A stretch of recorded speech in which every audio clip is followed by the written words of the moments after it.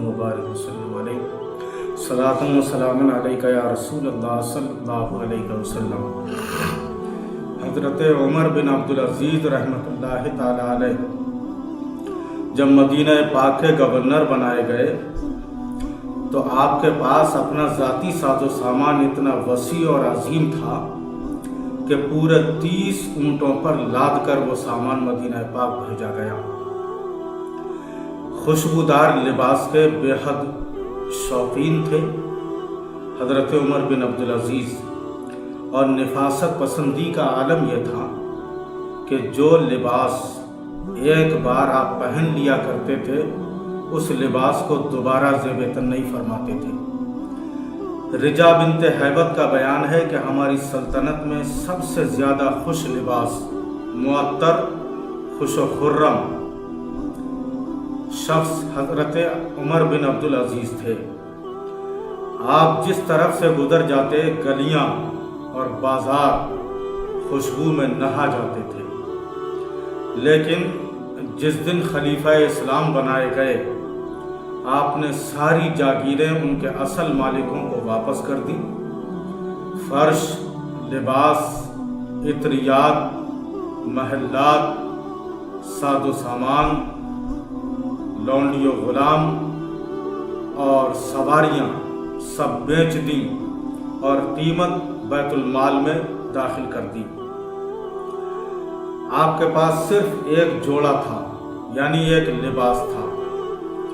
जब वो मैला हो जाता तो उसी को धोकर दोबारा पहन लिया करते थे। मर्जुल मौत में आपके साले ने अपनी बहन फातिमा यानी उमर बिन अब्दुल अज़ीज़ की बीवी से कहा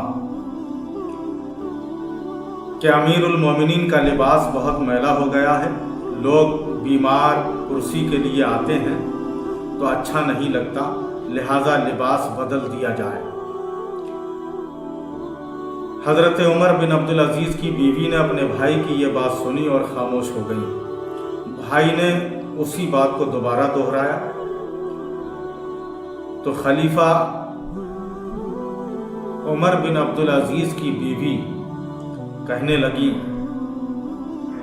खुदा की कसम, खलीफा इस्लाम के पास सिर्फ यही एक लिबास है, इसके अलावा दूसरा लिबास नहीं है, मैं कहाँ से लाकर बदल दूँ। मर्जुल मौत के वक्त आपके साले ने आपकी बीवी से यह कहा था तो आपकी बीवी ने इस तरह का जवाब दिया। ये थी आपकी ज़िंदगी। हज़रत उमर बिन अब्दुल अज़ीज़ का दौरे हुकूमत सिर्फ 2.5 साल है और इस मुख्तसर सी मुद्दत में खल्क़े खुदा ने यूँ महसूस किया कि जैसे ज़मीन व आसमान के दरमियान अदल का तराजू खड़ा हो गया और फितरत इलाही खुद बढ़ के इंसानियत को आज़ादी, मोहब्बत और खुशहाली का ताज पहना रही हो। लोग हाथों में खैरात लिए फिरते थे मगर कोई मोहताज नहीं मिलता था। ये था दौरे हुकूमत उमर बिन अब्दुल अज़ीज़ रहमतुल्लाहि ताला अलैह का, जब हाकिम, हुक्मरान साफ नियत हो, अदल व इंसाफ पसंद हो तो फिर मुल्क में खुशहाली आती है, आवाम खुशहाल होती है और सुकून का माहौल होता है। एक दूसरे से लगाव और मोहब्बतें फूटती हैं, मोहब्बतों का राज होता है, मोहब्बतों की हुकूमत कायम होती है। इस्लामी तारीख़ ऐसे हीरों से, ऐसे रहनुमाओं से, ऐसे हुक्मरान से और उनसे इंसाफ पसंदी के